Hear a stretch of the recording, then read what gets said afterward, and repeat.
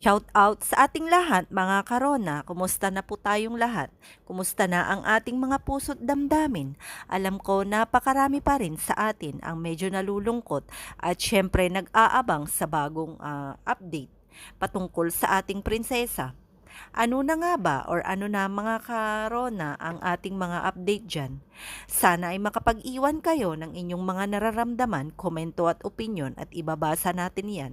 At sama-sama nating ipaabot sa kanila kung gaano natin kamahal ang ating dalaga na sana ay ibalik pa rin ang pagbablog patungkol sa kanya. Kaya naman, sama-sama pa rin tayo anuman ang mangyari. Nasaan man tayo sa ngayon, kung sa Pugong Biyahero, Tekram o kung sino pang mga vloggers ang sinusuportahan natin. Pero sana ang pagmamahal natin sa ating dalaga ay hindi pa rin nagbabago.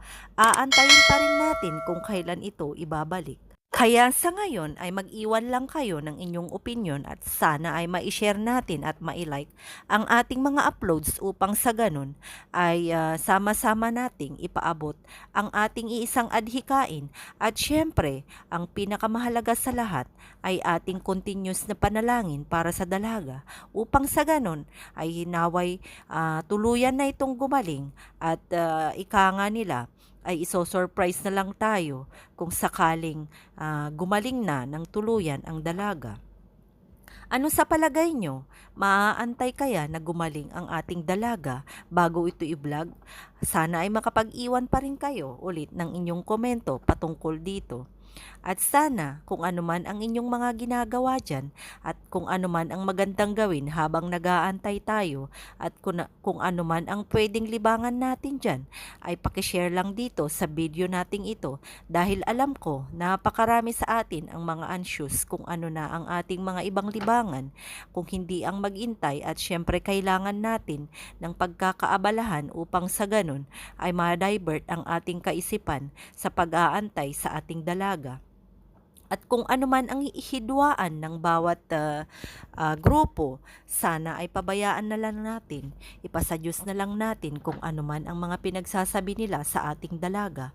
Alam ko na mahal natin siya, ngunit wag na tayong mag-create ng kung anumang gulo. Manood na lang tayo at magantay kung kailan ibalik ang ating dalaga. At syempre, hawak kamay, sama-sama tayo.